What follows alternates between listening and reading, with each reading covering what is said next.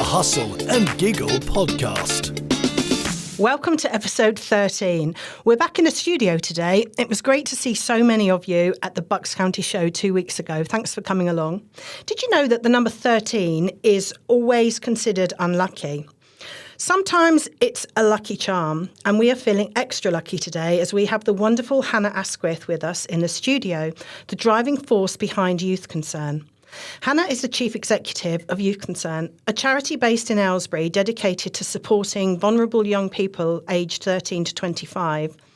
Named a trailblazer in the charity sector at the Bucks Women in Charity Awards, Hannah has been with Youth Concern since March 2020 and is doing amazing things for the charity. Hello and welcome, Hannah. Let's kick things off by hearing a little bit about your background and something about you and your journey. Fantastic. Over to you, Hannah.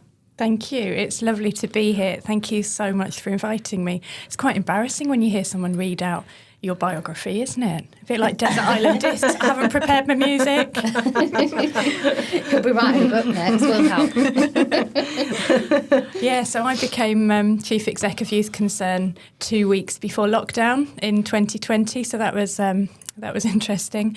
And the charity is here for 13 to 25-year-olds across Aylesbury Vale, so that's Aylesbury and all the villages. And we'll support anyone or work with anyone who's got any connection to Aylesbury Vale, whether they live here or work here or come to school or college here. And I have so much to talk to you about, and I'm so grateful that you've invited me on, and you're going to have to shut me up because otherwise I'll fill about 4 days worth of podcasts. We do that ourselves, so we'll make that 8. And we're happy to shut you up as well. Yeah. So you carry on a little bit longer. Well, the one thing I would love to say is, and this is like breaking news, on the 1st of October, our charity launches its brand new 3-year strategy. And one of the things I'm most excited about, and I will be back at Bucks Radio if they'll have me, is we are changing the way that we talk about our work. We're changing our tone of voice. We will be changing our logo. It's embargoed until, I love using that word, embargoed. We sound so professional. So we've been working with a brand agency and we chose the particular brand agency because they're all about inclusivity. Oh, brilliant. And so we've worked with our young people and we've got young people to design the logo. And the winner of the graphic design competition at Bucks New Uni then spent time working with the brand agency to professionalise their concept. And I just read their thank you email last week and it made me cry because they said they never thought, they get course credits for doing it, but they never thought it would actually be a marketable delivered thing. So they're going to be front of the queue when we're doing the ribbon cutting exercise. But the reason I'm rabbiting on about all that is in the past we have talked about being here for disadvantaged young people and for vulnerable young people.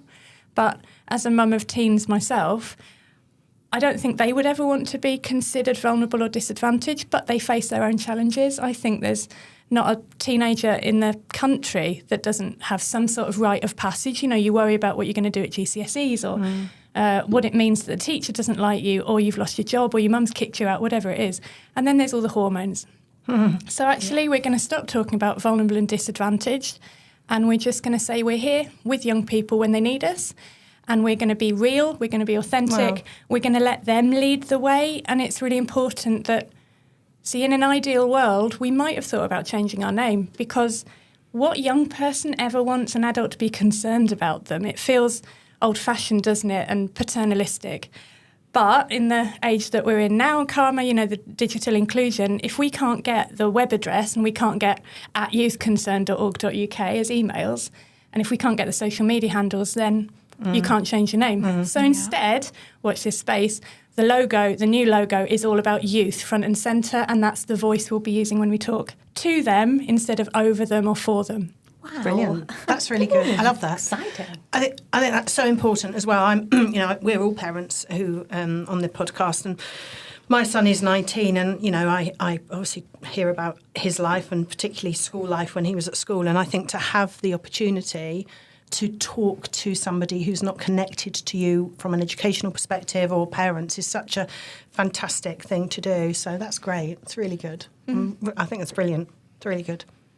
Brilliant. Really, really good. How do people find out about you? Because I'll be honest with you, we've obviously never met. So it is nice to meet you today.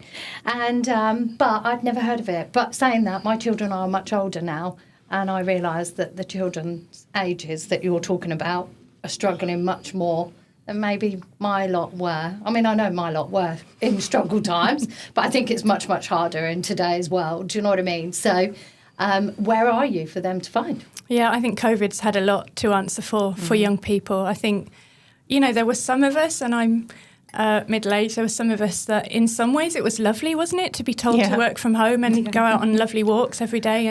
But for the kids who couldn't see their friends and couldn't have that sort of peer support, it had a huge impact. So most of the young people come to find us because their friends do. So there's a lot of word of mouth, a lot of social media. So it's really important that we're talking all the time on Instagram and Facebook. Facebook tends to be an older, a supporter demographic, donors and people who want to volunteer for us rather than the young people. But Instagram and word of mouth. But also there's a lot of professional services out there who just know that if they've got a 13 to 25-year-old who's struggling with mental health or with homelessness or with social isolation, or just needs somebody to talk to, as you said, that isn't a parent or a teacher. A lot of the GPs and CAMs and social prescribers and schools will say, get yourself down to the drop-in centre on White Hill Lane. So, young people come and find us. That's brilliant.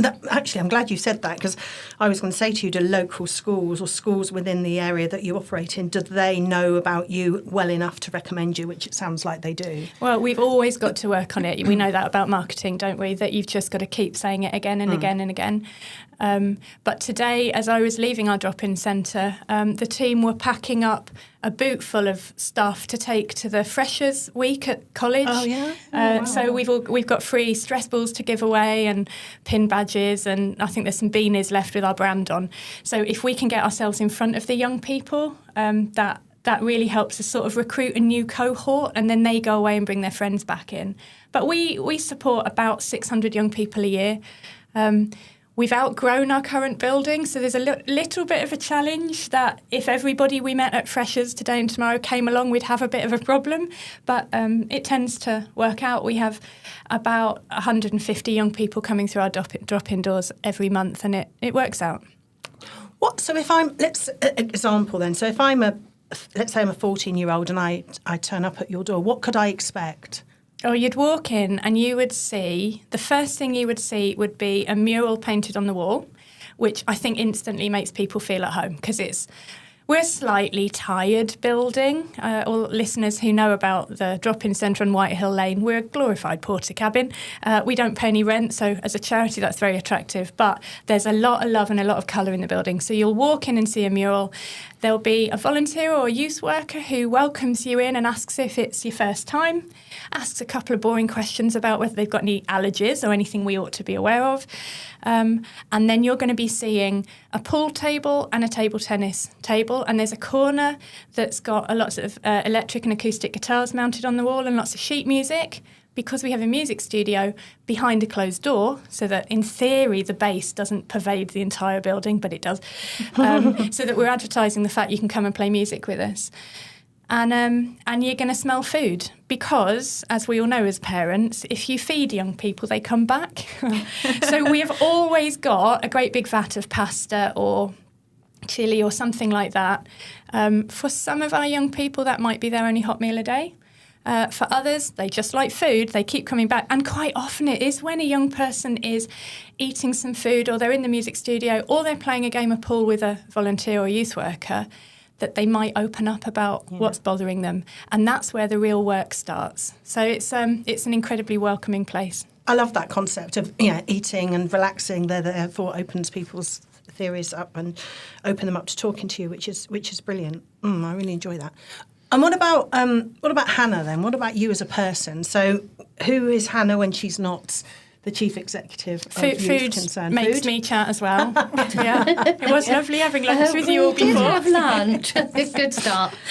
Yeah, I think the reason I do quite as much sport as I do is so I can eat as much food as I do. It's a lovely virtuous circle for me.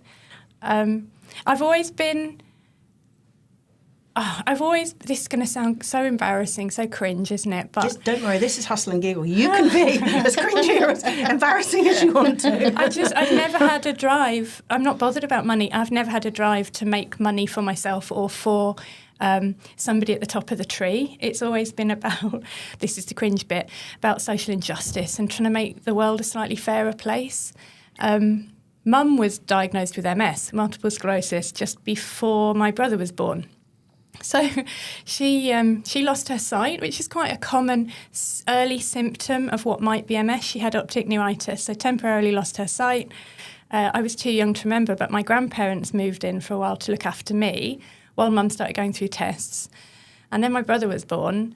And so we just grew up with Mum, who lives incredibly well within her condition. To look at Mum, you wouldn't know she had MS. But we grew up in and out of the local therapy centre where she was going for dietary advice or hyperbaric oxygen or physio.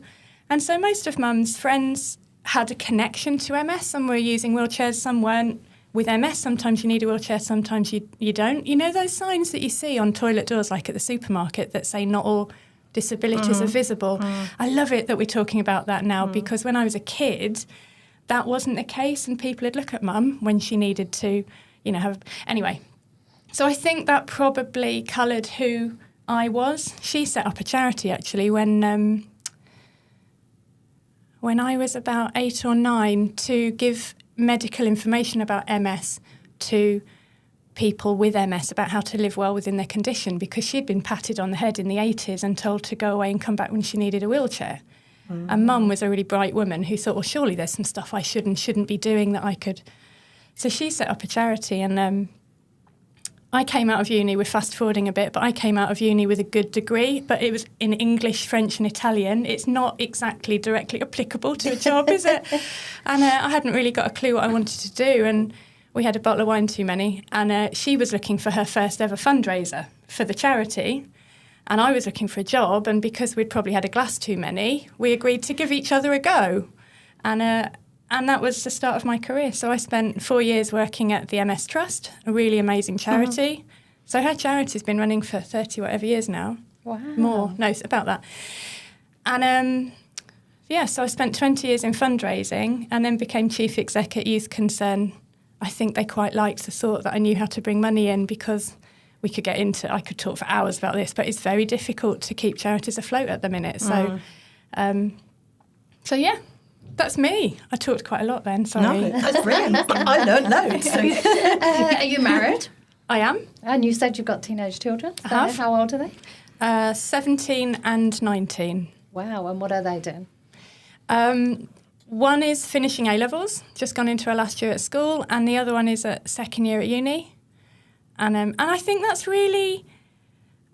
It's been hard, to be honest, in the last 5 years, because I can come home from a problem at work where we've got, for example, a young person turning up with their lifelong belongings in a bin bag, and they're standing and knocking on our drop-in centre door. And so they don't know where they're sleeping that night. They admit they've not really eaten for a couple of days, and then it all pours out of them. And so my staff stay late because we are going to help young people. And at some point I go home, and it felt like when my girls were a bit younger, the biggest challenge I had was they hadn't done their piano practice. Do you know what I mean? It was really cheek by jowl, that the inequality and the unfairness of life. But the other thing that has brought it all home to me, COVID, has got a lot to answer for, like I said. It sometimes doesn't matter how supportive and how amazing your upbringing has been and your parents have been. It doesn't automatically mean that your life is going to be blemish-free, does it? No, it doesn't. So we work with a lot of young people at Youth Concern who just want to come and sit and chill out on a sofa because, I don't know, a parent at home might be bending their ear about doing some homework. So it's not like everyone who comes through our door is homeless or has a drug problem or is feeling suicidal, although we do have those young people. Some of them just want... 12 years ago, with the last government, funding to youth charities was cut by 74%. And so we've seen the number of youth centres and youth services decimated over the last few years. And I think as I was growing up, there was a choice of youth places I could go and hang out and be safe. And it might be £1 to get in, there'd be a tuck shop. It just doesn't exist anymore. So Youth Concern really is quite unique in Buckinghamshire. And even, because I do a lot of standing on the parapet and talking about what we do nationally, I'm not really aware of that sort of holistic service that can deal with everything from come and record your own music in our studio to get a food parcel. I forgot to mention we've got a youth food bank, to homelessness, to substance misuse, to mental health, to sexual health advice. It's a really special thing. So I'm just so proud, really, that they've had me for this long. And so you should be, to be honest, because, it's amazing. And I think, as we said before, as parents of my son's 19 and he's the youngest actually out of all three of us, but to know that there was a safe place for him to go if he didn't have that support is amazing. But I guess it's just making sure that message is out there and gets pushed out there and people know and feel comfortable and feel safe to come there. But gosh, it sounds... So I might pop down one day. I'm a bit old. I don't fit the criteria. You'd have to practice telling them what year you were born. And sometimes, because we welcome young people from their 13th birthday, sometimes they're a tiny bit young when they first turn up, and we see them desperately trying to do the maths really fast, and they go a couple of years too young, and we think, no. Oh, wow. That's like trying to get in a nightclub, innit? I remember those days, long time ago. That must be like, how old am I? That must be quite hard, though, for you, actually, because if someone's standing there and is in need of some support, but they don't meet the criteria in terms of age, I guess I'm assuming you support them, but you have to turn them away, but you support them in other ways. I don't know. What's the answer? It's incredibly hard. It is very difficult, but the more we can just explain that we're here for 13 to 25-year-olds, there's some really harrowing but lovely stories where some of our young people have brought their 13-year-old sibling along on their birthday, and it is a rite of passage. It's now welcome to this magical portal that is Youth Concern. Wow. What we have to do at the other end of the spectrum, as people have their 24th birthday, is we have to start working very closely with them to make sure that we're signposting across the community and introducing them to other services, because we never want to just, shut the door on somebody. But equally, we're not doing them any favours if we become a prop for them. No. So it's very actively managed. Wow. That's so, honestly, I think you're an absolute inspiration. No, the charity. They're very lucky to have you. How do you switch off? So you touched on, being at work and then going home to your kids. How do you switch out of one mode into the other? How do you switch off as well, I guess? It's not everyone's cup of tea, but you've shared about your nerdy hobbies, Sakama. So I enter very, very difficult trail marathons and half marathons. So I spend a lot of time running and then cross-training, so swimming and yoga and whatever to stay injury-free, hopefully. And then on a Friday night, I'll hop in our camper van, usually with a girlfriend who's also entered the race, and we'll drive to North Yorkshire or the West Country, and we'll have a dinner in a pub, and then we race the next day, and then we have another dinner in a pub, and then drive home back in work on Monday. Wow. That's probably the least nerdy hobby that I've ever heard of. It sounds amazing. That sounds a good idea. Let's do it. Absolutely. Oh, brilliant. I love that. I absolutely love that. And in terms of, charities itself, from your perspective then, what are the biggest challenges facing the charity sector at the moment? I mean, you touched on charities closing. In fact, I saw one locally yesterday had closed down, Aylesbury Youth Action. Okay. So what do you see as the biggest challenges for the charity sector? We've been speaking with Aylesbury Youth Action quite a lot over the last few months. I didn't know that had gone public yesterday, so thank you for that.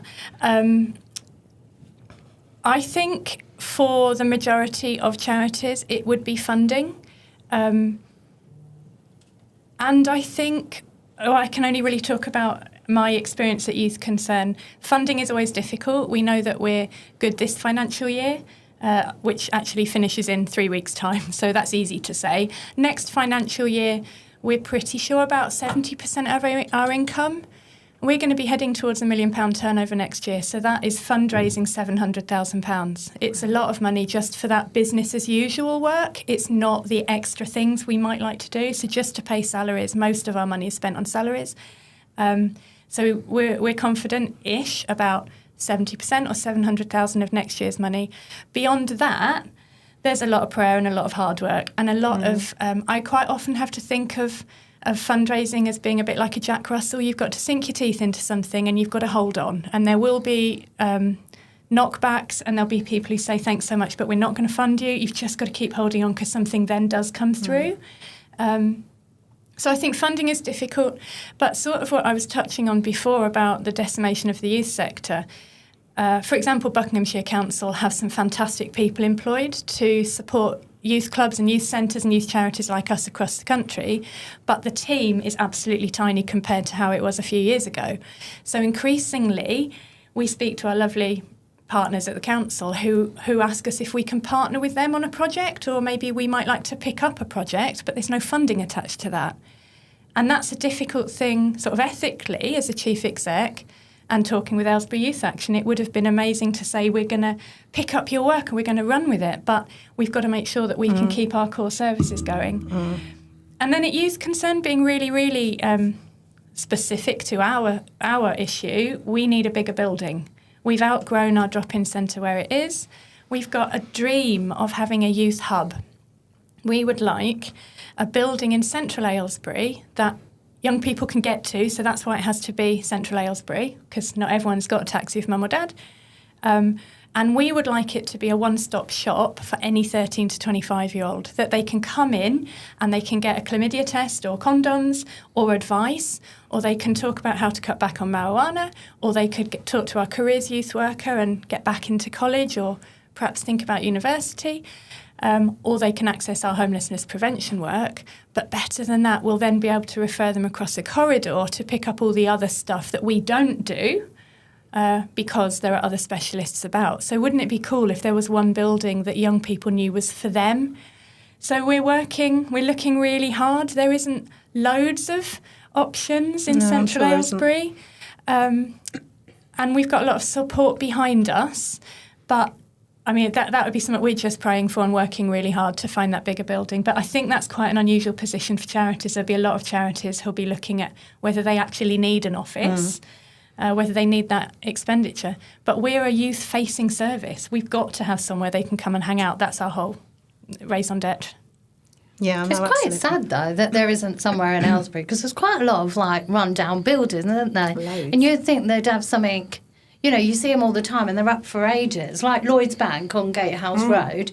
I mean, what's happening to that? Do you know what I mean? It's kind of things like that. We looked at that building. I got a little bit excited. It's still got all the vaults inside. So wow. We were thinking, can we take out some of the vault walls but have the most soundproof music studio on the planet? And the problem is the real estate here is just so expensive that we've got somebody who might help us buy a building. I mean, that's phenomenal. We went to look at it with them, and it went for sort of offers over, and it was way out of our league. And we looked at another building that had been bought by somebody at the height of the market.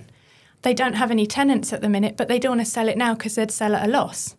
So it's just, and the council obviously is not rolling in it, so they're needing to maintain or sell off some of their property, but it's not always suitable for. Because you think if we're doing our job properly, we've got young people coming in when they're really, really angry and they might be a bit shouty and a bit noisy, or 35% of our young people have special educational needs. So sometimes they're a bit louder than other people, or they're a bit more triggered than. So we can't have a drop-in centre that's right next to residential, because at the moment we're open from midday until 5:30 or 7:30 at night. If we have a bigger building and we've got other teams working with us, we might be able to open later into the evening. So we've got to think about that building not having young people just turning up drunk or angry or shouty when there's residents trying to go to sleep next door. We've got to think about charity reputation and ability to keep those young people safe. Yeah, well, let's hope you find somewhere, because like I say, even the building opposite where the Honda garage is, you know what I mean? There's a building there where the buses just park at the back end. There's just so many buildings that are just so empty that you could just go in there, just even if it's like, I don't know, for a few years until they sort them out. Yeah. It's just so sad that they're not offered. If I won the lottery, I'd obviously help. Thanks, Leslie. Or maybe a big extension. I'm still trying to win the lottery. 22 years on. Actually, no, more than that, 32 years on. Do you know why I know that I've been doing the lottery? Sorry, totally changing the subject here. For 32 years. It's because my numbers were based on how old my children were. So you do the same numbers every week? Same numbers. Oh my God, so you could never stop? Never. It's on standing order now, isn't it? I don't know. I don't do it. It's on direct debit, sorry. Because if you ever stopped, and oh my goodness. Oh, imagine. So I do them at the goodness. same time. And do you know what? The most I've ever won on them numbers is now £100. That's it. Oh. Have you ever sat down and worked out how much you'd spent? No, I wouldn't, because I don't want to be sick. And actually, to be fair, the National Lottery do support good causes. So Yeah. you are contributing There to you some go. good causes. They're one of our biggest Yeah. funders. Yeah. There you go. See, Yeah. that makes me feel Yeah. so much better. But Yeah. when I do win the lottery, I will give you some money. Possibly not buy you a building, because it really depends how much I need to win. But hey ho, come off the subject of me winning the lottery. Come on, please let me win. It's really funny, actually. On a similar subject, we drove down our drive the other night, and where we live, there's four of us, and we drove down the drive. And as I looked out the window, I saw what looked like a lottery ticket, but it looked like it's kind of been raining on, and someone had dropped it. So I said to Richard, I said, if we went and picked up that lottery ticket and we went, exactly, and we went inside and we put those numbers in and it won, what would you do? And he started to quickly run out and buy another one, saying, did anyone drop their lottery ticket in the drive? I was That's a good answer. but they'd know, because the dates and the times wouldn't correlate. Anyway, you'll be pleased to know it wasn't a lottery ticket. I picked it up and it wasn't a lottery ticket. But interesting dilemma. Yeah, that Very, yeah, see where your morals lie. Exactly. I'm sure he didn't mean that really. I'm sure he would be very... What are you going to do, Karma? What if I win the lottery? No, if you picked up that ticket If I and it picked it up, won. I don't know. I think my conscience would get the better of me. I knew you were going to say that. Yeah, I wouldn't. I would. If somebody I would else give some money to you. Whoever had dropped it couldn't really say anything then, could they? Maybe that's a good way to do it. Yeah. Somehow I knew you were going to say that. Yeah, there was a charity years and years ago. I was working for a really great charity called Pepper, the Children's Hospice, and they do the Pepper Show every year and raise most of their money there. So I was working for Pepper, and there was a married couple who won the lottery, and they won £101 million, and they set up a charity called the 101 Foundation. Oh, wow. To give away. Actually, they may have won slightly more than that. They might have wanted to pay off their mortgage first. It's completely fair, isn't it? But then they put a significant amount of money into a charity. And I just did them a little handwritten letter and say, hi, you don't know me, but I'm Hannah, and I just wondered if you might like to think about sick children. And we got a huge cheque back. Oh, wow. So I think lottery winners, not only is the National Lottery amazingly generous, we get a great grant from them, but I think people do think about people who might be in need when they come into money. Yeah. I think the great British public are incredibly generous. And we see that with volunteering as well. We just launched our new volunteering programme. We've got a dedicated volunteer coordinator now, which is beyond exciting. She's called Jasmine at Youth Concern, and we're just asking people to think about volunteering for us, which for some people, that is like the lottery for us. That's people who've got a heart for young people. We put them through enhanced DBS checks so everyone's safe. We train them up, but they might be helping out just by playing pool or in the music studio or in the food bank, or they might be in our garden. Or they might just help at the odd weekend event where it would be really nice if it wasn't me in an anorak in the rain again on my own, and they come and help. So, people are just so kind, aren't they? Yeah, I saw that. I saw that actually, because I shared it on a couple of my clients' pages that have a link to Youth Concern for you yesterday, which is good. But that's a great idea. Really good idea. Yeah, if only I had more time. I've always said that one of my... what I will do is go into schools and teach young adults about the finance side, credit profiles, things like that. But it's just really getting the time. So at the minute I'm studying, and I'm studying like crazy. So it takes up all my time. Well, you know where we are. If you wanted to do a one-off session. You never know. Sometimes it's the absolute basics, isn't it? It's just explaining that you've got to have... more money coming in than you spend. And for some of our young people, and we work with a lot of care leavers, it's a conversation they've never had with family. So you get into trouble fairly quickly, don't you? Brilliant. Yeah, most definitely. So should we move on to some quick fire questions for Hannah now? That she has no idea. She was really nervous. listeners. No idea. Leslie, you're going to kick us off on this one, aren't you? Go for it. What's a song you know the lyrics to? Okay, if my family listen to this, they will wet themselves. I never remember lyrics to songs. I could sing you the bass line, I could tell you the chord progression, but there is a song about, like, she breaks my heart because she always gets the words wrong. What song's that? Oh. No idea. We need you. Can you hum it? That's just because that's me. Oh, I Will Survive, Gloria Gaynor. I could probably belt brilliant. that out on the Yeah. dance floor. Yeah. Absolutely. I think once it starts going, we all think we know the words anyway, and we're all probably singing them wrong. I say all, but it's me indefinitely. I don't sing the right words anyway. So, yeah, I'm on your side with that one. Okay. Very funny. What about you, Carmen? What's your question? Okay, how would your friends describe you in one word? Oh my goodness. Driven, Oh, that's nice. good. probably. Very good. I think whether it's, yeah, I do, honestly, I just get a bit passionate. It's just not fair, is it? The world's not fair. So if we can all work a little bit harder to make the world a bit fairer for some people, so I'm driven for that. I'm driven when it comes to pushing myself to run a bit faster or try something new or... Yeah, it's not very fun though, is it? Probably no, I most think- people are meant to say something fun. No, it's that's no, good, absolutely yeah. not. Driven's That's a great. good That's one. come across with everything Love you've that. said as well. Yeah. That makes perfect Yeah, sense. it's great to be Great driven. description, yeah. And whilst you're telling us all about your running, trust me, I won't be running with you. I do 5K in like 40 minutes, so you Hey, won't... you're doing 5K, that's Hey, I great. do And do you know, try. I love that about Parkrun. Parkrun being the free 5K run on a Saturday morning at 9 o'clock in hundreds of locations in this country Yeah. and abroad.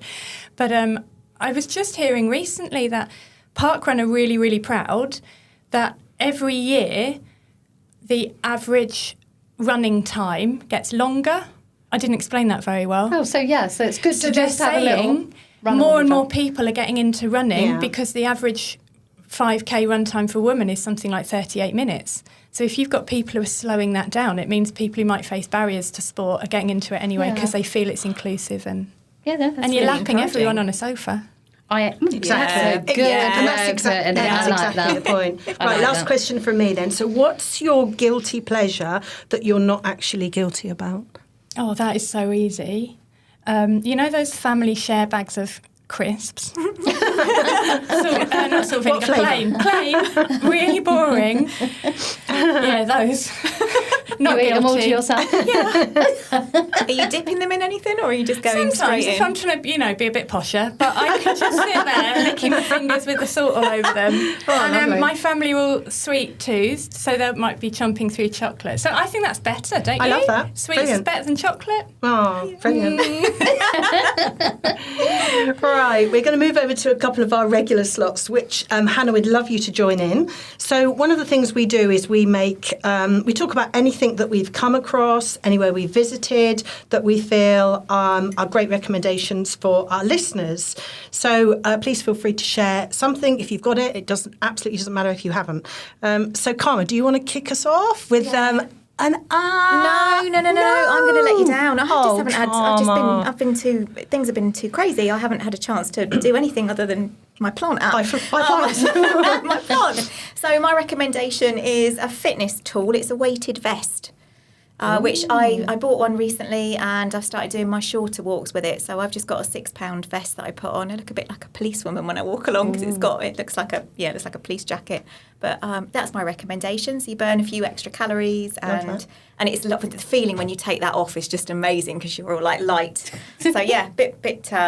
It's not boring, is it? It's a bit. Not at all. Yeah, it is what it is. You're doing your walking now, aren't you, instead of your squatting? Yeah, so I you look amazing. Yeah. Oh, thank by you. the A way. mile a day I'm trying to walk, and I'm not allowing myself to, if I do like a 6 mile walk, I'm not allowing that to count for 6 days. So I'm trying to get out and do a mile every day. So what are we on so far?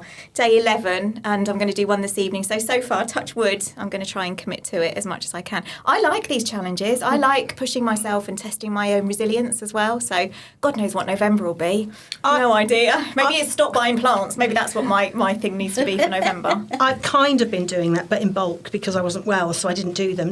But we were away at the weekend and we walked a lot, so I counted those, which is a bit naughty because that's just right. against what you've said. Oh, no, sorry. No, gosh, no, not at all. I'm going to do my recommendation then because actually it's a kind of little bit connected, but something my son is training for something specific, and he.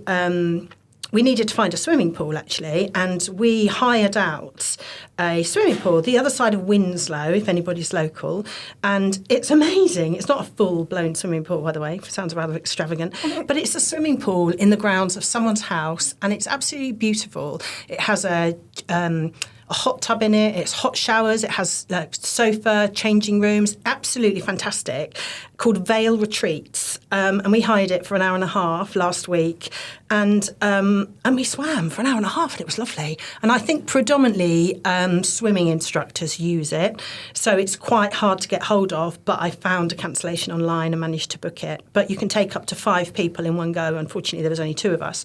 But what a brilliant thing to do. What a great idea. It's amazing. I'd definitely go again. Wow. I'm quite lucky with the gym that I'm a member of. I do quite often get the pool to myself, but actually just knowing that you're going to turn up there and it's yours for an hour and a half is fantastic. No one was there. The owner doesn't come along and just kind of go, hi. They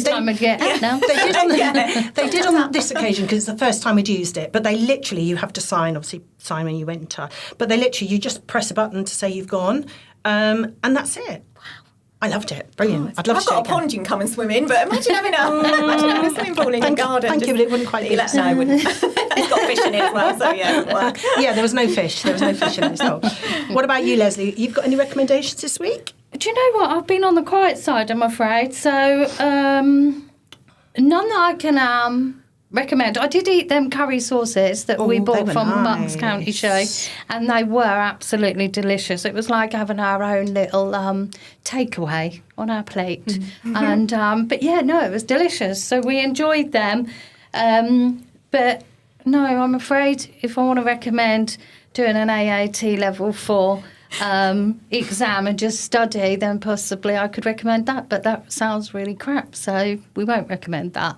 Just get the violin out now because I'm feeling sorry for myself.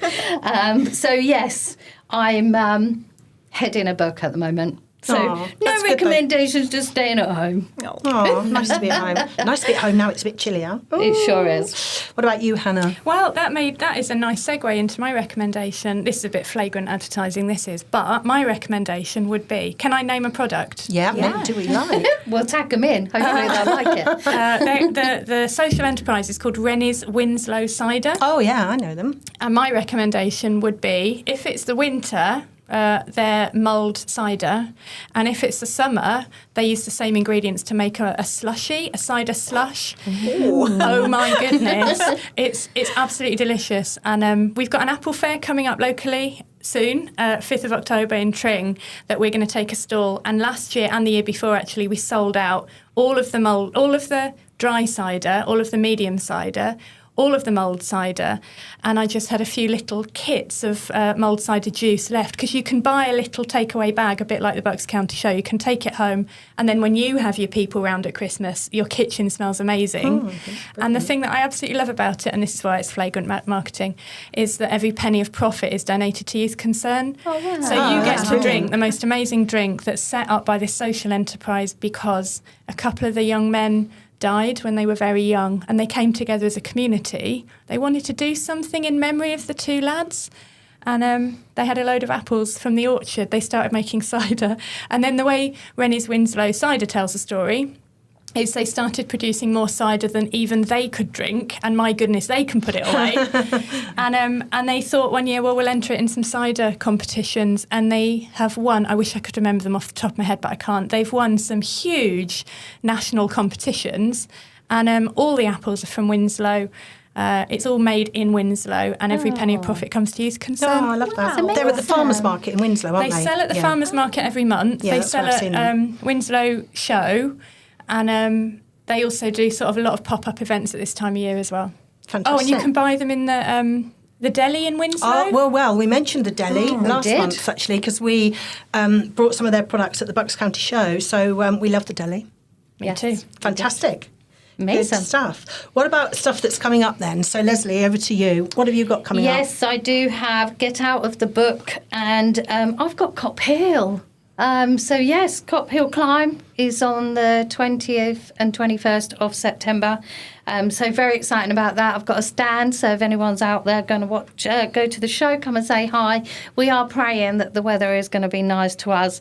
And I have the pleasure of having Bentley Boo is our little companion because Nicole and more going on holiday. So yes, Bentley will be in the tent, so come and say hi and eat lots of sweets, and I'll tell you all about it at the next podcast. Oh, lovely. It's usually warm, isn't it? I've been to Cop Hill lots. It is. And it's So usually we're warm. praying it's going to be. Brilliant. Cross fingers. What about you?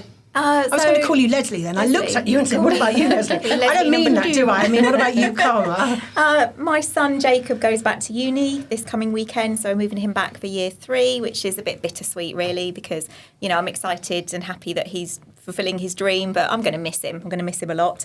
And then, unfortunately, I'm not going to do Cop Hill this year because I'm away for a weekend in the Cotswolds with a couple of girlfriends, and it's usually quite messy. We are professionals normally, but there's something about the three of us when we get together. We kind of bring out I don't know if it's the worst in each other, but yes, I'm really looking forward to that because you just completely disassociate from being mum, boss, any role in life, and I love it. Yeah. So really, it's good for the soul those weekends. So yeah, that's what I've got coming up. Brilliant. What about you, Hannah? Anything exciting on your agenda? Really exciting. We're working with an amazing woman called Lisa Trevitt on a wreath making class that we're doing up at Waddesdon Manor at the 5 Hours Hotel on the 29th of November, and obviously raising money for Youth Concern, but it's the most eco-friendly product because she's going to weave all the willow bases herself, and it will be foliage from the Waddesdon estate that we're going to be weaving in, and there's going to be music and mulled wine and mince pies, and 29th November at Waddesdon. Get in touch with Youth Concern if you want to come along. Brilliant. Love that. It's nearly Christmas. What about you, Amanda? What are you doing? Yeah, no, not masses. We've had a couple of really busy weekends. Last weekend was really busy. Big shout out actually to the, I know this is not in this section, but I'll do it anyway, the Arundel Castle. We went there at the weekend. Oh my God, it's amazing. Honestly, I'm Karma's like over beaming. here. I'm so jealous. But we've got some things, not over the next couple of weeks, but afterwards, which I can share on the next podcast. One of them being we've got Sienna for 3 days over the weekend. Mum and Dad are going away, so we're very excited about that. Well, I definitely am. It's like me having Bentley, isn't it? Yeah, I'm it's so really excited about exciting. having these, and then when after they're going, because we're knackered, they can go. We're glad to get rid of them. Oh, yeah, Bless really, them. really exciting. Cool. Brilliant. So that's it for another fantastic episode of the Hustle and Giggle podcast. Huge thanks to Hannah for sharing so much insight. It's loads that we didn't know, and lots of great stuff about Youth Concern. Thank you, Hannah. It's been really insightful, and it's been great to have you here. Thank you. Don't forget to subscribe so that you don't miss any of our future episodes. You'll find us on Spotify, Amazon and Apple Music, YouTube and Audible. Thanks as always to Bucks Radio for their advice, their help, their humour, their laugh, their facial expressions Making and the all best that good tea. stuff. And we'll catch you again in a couple of weeks. Thanks everyone. Bye. Thanks. Bye. Bye. The Hustle and Giggle podcast.